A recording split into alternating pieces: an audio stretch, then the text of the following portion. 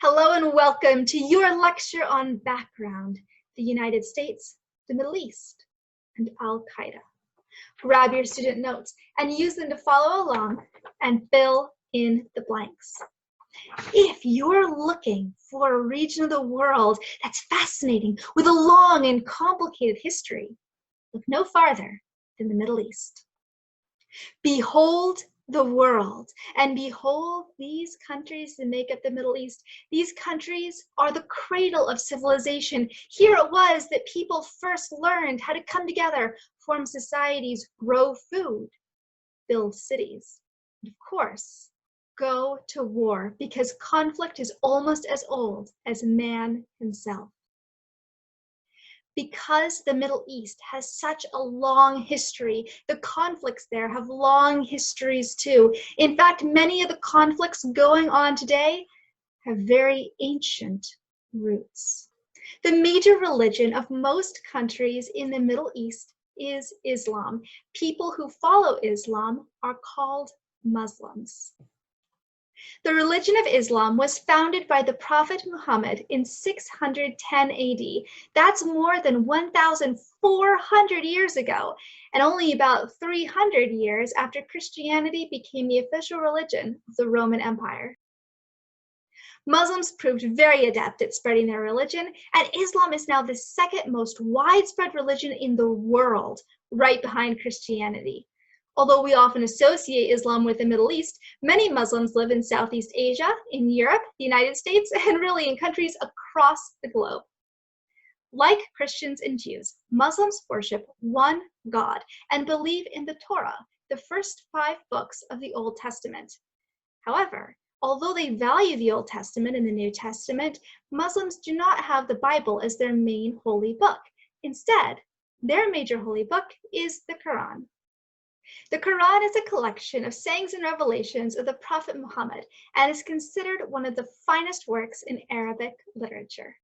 As Islam spread across the Middle East during the 600s and Christianity spread across Europe during that same time period, it became inevitable that the two religions would come into conflict. Starting in the 700s and continuing to the modern day, there have been many conflicts between Christian and Muslim groups.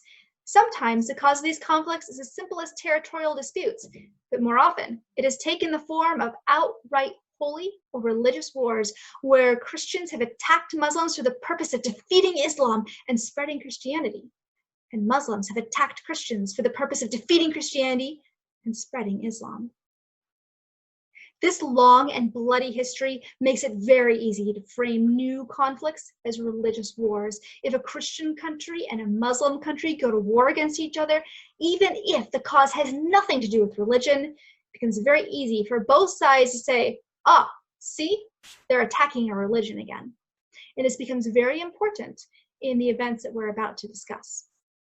Now, throughout most of history, the conflicts between Christian and Muslim countries occurred between European countries and Middle Eastern countries. Think of the Crusades, for example. However, in the 20th century, this begins to change thanks to the Cold War. Remember, during the Cold War, the United States suddenly found that she wanted to intervene all across the world. Every country was fair game in order to stop the Soviet Union, and the Middle East was no exception. Unfortunately, United States intervention in the Middle East between the 1950s and 1990s made people in the Middle East really dislike her. So let's take a look at what some of those interventions were. Follow me back to 1948, 3 years after the end of World War II. The full extent of the atrocities committed against the Jewish people during the Holocaust have come to light. And it's time, many people argue, for the Jews to have a country of their own, some place where they can live and be safe. So, in 1948, Britain takes part of her territory of Palestine and decides to create a Jewish homeland called Israel. To the British, it must have seemed like an obvious solution. They had this territory. Their long history of imperialism had left them with lots of land across the globe, which they viewed as theirs. How difficult was it to take their area of Palestine, section off part of it, call it Israel, give it to the Jews, and take this bit and call it Jordan and give it to the Arabs? Unfortunately, it wasn't that simple. Remember, modern problems in the Middle East are really ancient problems. There have been clashes between Jews and Arabs in the area of Palestine since the days of the Old Testament. Even in more recent decades, before that formation of Israel in 1948, there have been violent clashes between Jews and Arabs in the 1920s and the 1930s. Moreover, people living in that British territory of Palestine didn't necessarily see it as being British territory. When the British decided to carve part of it off and give it to the Jews as a homeland, other people living in the area didn't see it as British people taking British land and giving it to the Jews. They saw it as British oppressors taking their land and giving it to a people they hated. It's no surprise that soon after the formation of Israel, these neighboring countries attacked. And those attacks, those attempts to destroy Israel and Israel's retaliation, led to a complicated cycle of violence that continues to this day. The details of the Israeli-Palestinian conflict are too complicated for me to get into right now, although I highly advise you to research them and read more about them. But let me say this. The United States, in almost all circumstances, has come down on the side of Israel in this conflict. And that has angered Middle Eastern countries that hate Israel. All those neighboring Middle Eastern countries that really don't like Israel, really didn't want Israel to be formed, are really mad at the United States for supporting Israel. US support of Israel is not the only reason why many people living in Middle Eastern countries are angry at the United States, however. Middle Eastern countries also dislike the United States for supporting and overthrowing their governments and getting involved in their civil wars.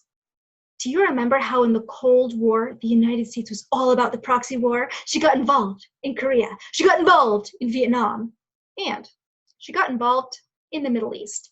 Between the years 1949 and 1989, the United States is suspected or confirmed to have been involved in the overthrow of 9 different governments in Middle Eastern countries.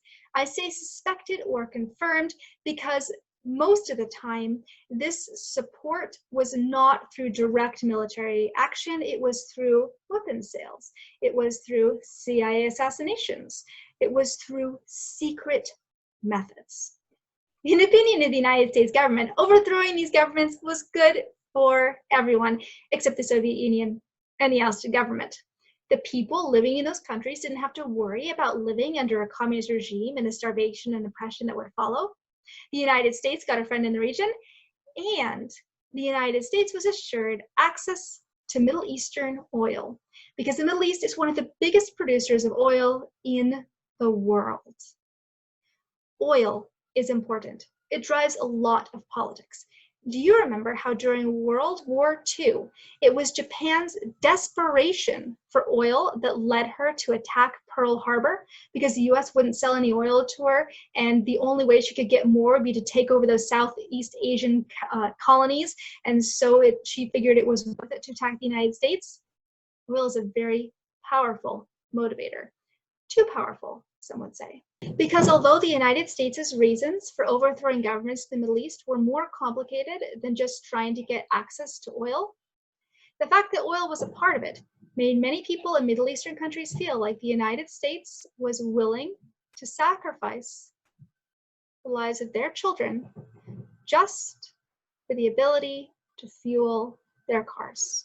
But wait, there's more. Because the United States intervention stretched far beyond US support of Israel and regime change. There were also instances like the Iran and Iraq War. In the 1980s, the countries of Iran and Iraq went to war. The United States was officially neutral in the conflict. Unofficially, she supported Iraq. Ironically, the leader of Iraq at this time was a man named Saddam Hussein, whom the United States would later overthrow. However, at this point in time, the United States unofficially supported Iraq. But there was a problem because the United States was also selling Iran weapons to use in the war against Iraq at the same time. She wanted Iranian money so that she could support some rebels over in South America. So in other words, you have this war between these two countries and the United States is involved. So it's kind of like a proxy war, except the United States is actually involved on both sides, helping the Iraqis out while selling weapons to Iran. That would be enough to make anyone angry. But wait, there's more. The hard times that Iraq faced in the 1990s, including the reported deaths of more than 500,000 children, were blamed on United States-led sanctions.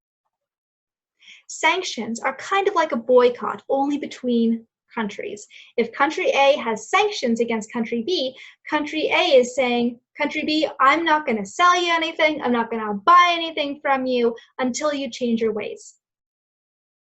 In terms of the Iraqi sanctions, the United States went to the United Nations and said, hey guys, there's some real problems with Iraq right now. I think that we shouldn't be buying or selling to them until Iraq changes her ways. And the United Nations said, okay, we agree with you. And so they put sanctions against Iraq. Now, the whole issue of United States sanctions, United Nations sanctions against Iraq is pretty complicated. There were some good reasons for putting in those sanctions, and the Iraqi government probably should have responded sooner and changed their ways sooner in order to avoid hard times being visited on her people. But if you are viewing the situation not from a wide perspective of a politician or an academic, but you're viewing it from the position of a normal person living in Iraq, watching your child starve to death because you can't get enough food because other countries are refusing to sell things to you or buy things from you. You don't see it as this wide political issue that's really complicated.